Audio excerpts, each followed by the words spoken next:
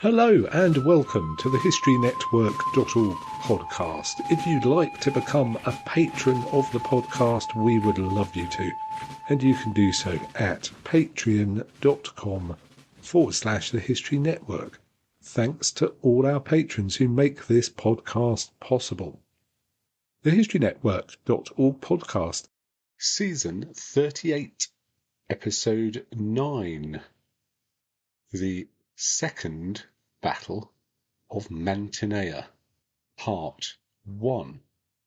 This episode was written by Murray Darm. Murray is an ancient and medieval military historian from New Zealand living in Australia. He has written more than 100 articles on various aspects of ancient and medieval military history, as well as other historical topics from all periods, ranging from the history of opera to the runic alphabet and recipients of the Victoria Cross. He is the author of Macedonian Phalangite versus Persian Warrior, Athenian Hoplite versus Spartan Hoplite, and Leuctra 371 BC, all from Osprey Publishing. He is, of course, a regular writer on here and a regular on the Ancient Warfare podcast.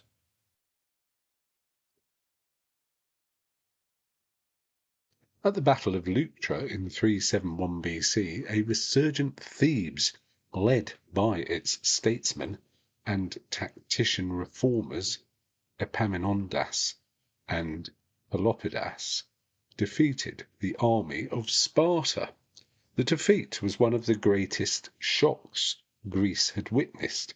Not only did the Thebans defeat the Spartans, but the Spartans turned and fled from the battlefields, something they had not done before, even in the face of defeat. There were tactical innovations too. The Thebans drew up their formation in echelon and placed their own best troops on the left of their own line rather than the right, to deliberately face the Spartan contingent opposite them.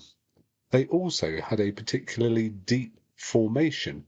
Xenophon tells us it was 50 shields deep, but it was probably at least 25 shields deep, a depth they had used before. In the aftermath of Leuctra, Thebes could have filled the leadership vacuum left by Sparta, but she did not, nor did any other state. Sparta might also have bounced back, but she would not. She would face invasion by the Thebans and would meet her fate on the field of Mantinea 9 years later. The battle was fought between Thebes and her allies, and Sparta and hers, including Athens. The main weakness of Sparta, which Aristotle later identified oliganthropia, her shortage of manpower, was irreversible. So much time and effort was put into training a Spartiate that any battlefield loss could not be easily or quickly recovered. Although Sparta continued to hold on to her old traditions, she would never again be the power or leader of Greece she had been at her height in the 6th, 5th, and early 4th centuries. Although this was the final blow to Sparta, there was perhaps a more telling and impactful result of the battle, the death of Epaminondas, the leader of Thebes, who died at his moment of greatest triumph. We call the battle Second Mantinea because there was an earlier battle fought near the same city, the city of Mantinea in the Peloponnese, during the Peloponnesian War in 418 BC, where Sparta and her allies had defeated Mantinea, Argos and her allies, including Athens. In fact, however, the plains around Mantinea had seen several military actions, including a siege in 384 BC when Epaminondas had saved Pelopidas's life when both men were fighting in service with Sparta. Our sources for the Battle of Mantinea rely mainly on Xenophon's account, Hellenica 7.5.20-25, and the at times contradictory account in the historian Diodorus of Sicily, or Diodorus Sicilus 15.84.1 to 89.2. Usually it is Xenophon who is preferred as a historian over Diodorus, but it is clear Xenophon had an ulterior agenda in the way he frames the battle, the relations between Spartan and Thebes in particular, and indeed the Hellenica as a whole. What his purposes were with such an outlook and agenda are difficult to ascertain, although it is acknowledged that he was particularly pro-Spartan in his perspective. Diodorus, by contrast, is often less reliable as a historian, often accused of including stereotypical and cliché details which did not reflect the reality of a particular battle. But he did use Ephorus as a source, who was also a contemporary. What is more, Diodorus is not as mistaken or stereotypical as is sometimes claimed. Many ancient battles were, after all, very similar. Diodorus also lists his sources, several of which are lost. These included Xenophon, Ephorus, Anaximenes of Lampsacus, who accompanied Alexander in his first inquiry of Greek affairs, and Philistus. In addition to these sources, we do have some others, in particular the Athenian orator Aeschines, who participated in the battle and tells us about his experiences briefly. There are also other snippets across a wide array of sources, such as the names of the Athenian commanders given to us in Diogenes Laertius' Lives of the Philosophers, and partially corroborated in Diodorus and Xenophon's Ways and Means, his last work, written in circa 355 BC. After the unexpected and shocking Theban victory over the Spartans at Leuctra in 371 BC, the political map of Greece was redrawn. Sparta had been shown to be vulnerable and had been defeated. Thereafter, the Boeotians and Thebans, led by Epaminondas and Pelopidas, invaded the Peloponnese and the Spartan homeland of Laconia.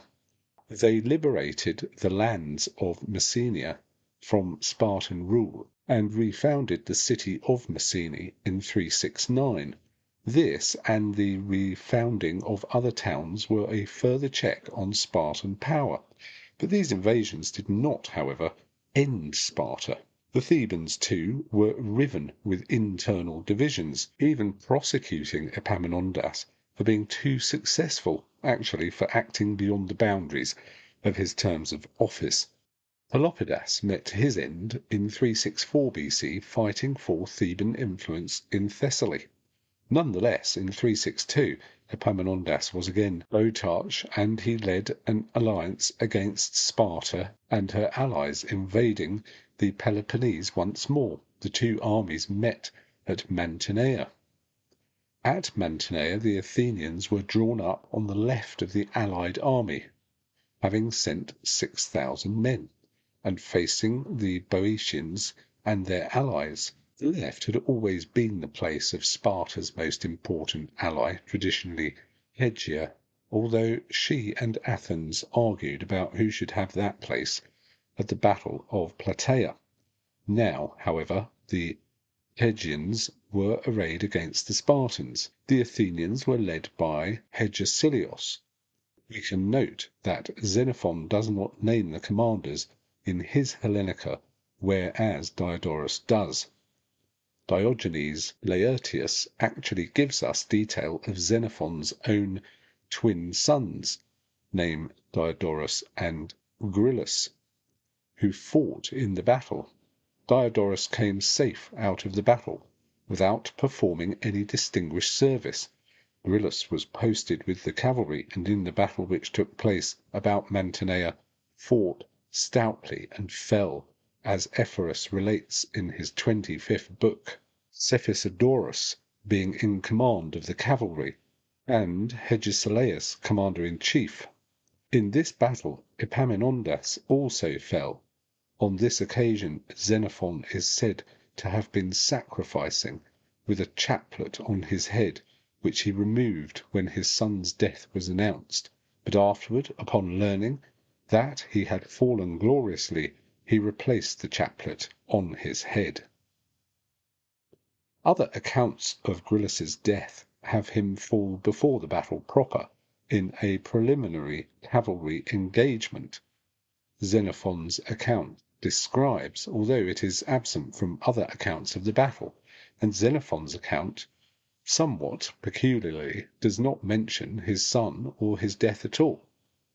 Xenophon does, however, include a brief clash before the battle, usually where his son is said to have fallen, and there Xenophon praises the bravery of the Athenian cavalry, who would not admire the valour of these men. Hence, even though Xenophon does not mention his son, or a cavalry clash in the actual battle, this is when and where commentators usually place his son's death.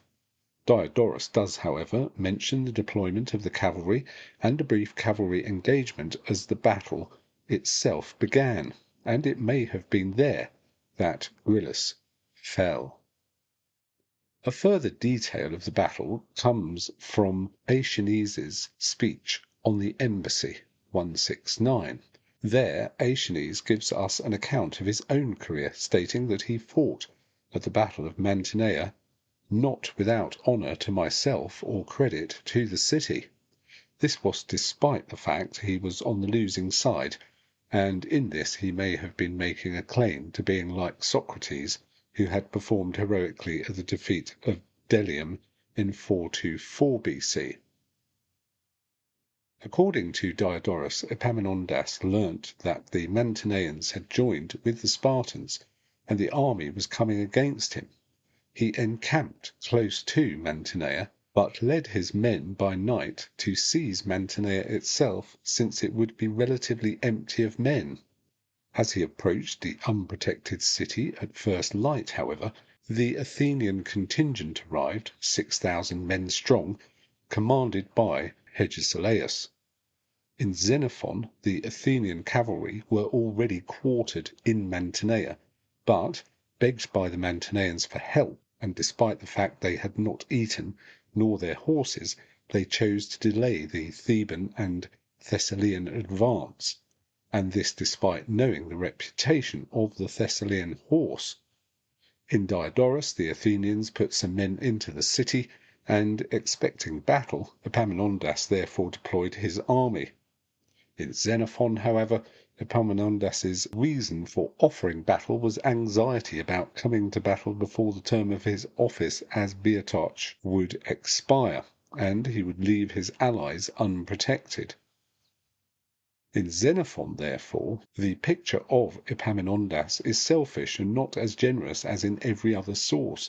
He claims that Epaminondas had, with a large force of hoplites, been defeated at Lacedaemon by a few, and defeated likewise in a cavalry battle at Mantinea. This supposed cavalry victory is not recorded anywhere else. What is more, in Xenophon, Epaminondas's invasion was a cause to unite the Peloponnese against him. This was patently untrue, as the army around the Boeotians contained many Peloponnesians. He also accuses Epaminondas as being ambitious and selfish. This picture is not borne out by any other surviving ancient portrait of him. Xenophon does concede, however, that Epaminondas had brought his army to such a point that the troops flinched from no toil, whether by night or by day, and shrank from no peril, and although the provisions they had were scanty, were nevertheless willing to be obedient. We will continue to the conclusion of this second battle of Mantinea in a couple of weeks' time, and the conclusion of season 38. So do join us then. Thanks once again, Murray, for writing that episode for us. If you'd like to have a go at writing an episode for us, or you want to contact us and give us an idea for a subject that you think we've not covered yet, then just drop us a line, info@thehistorynetwork.org for that. And once again, please do consider becoming a patron of the podcast at patreon.com/thehistorynetwork, Once again, thank you to all our patrons who make this podcast possible. Thanks again for listening. You've been listening to the HistoryNetwork.org podcast, written by Murray Dahm, read by Nick Barker.